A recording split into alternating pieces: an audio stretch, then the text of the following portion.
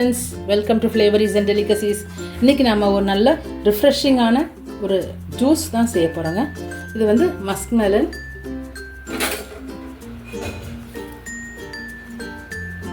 இதனுடைய ஜூஸ் தான் செய்ய போகிறோம்.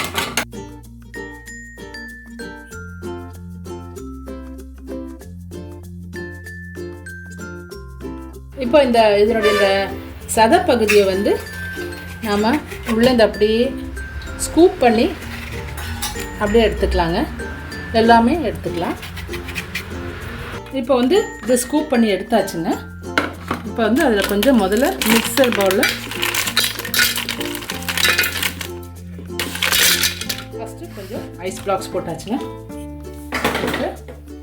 இந்த இதுக்கு ஜூஸ்க்கு தேவையான சர்க்கரையை போட்டுடலாங்க.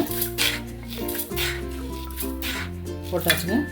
இனி வந்து இந்த முலாம்பழத்தினுடைய இந்த சத பகுதியை போட்டுக்கலாம்.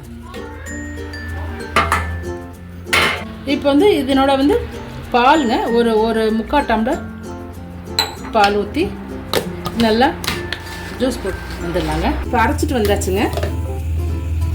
சர்வ் பண்ணிடலாங்க.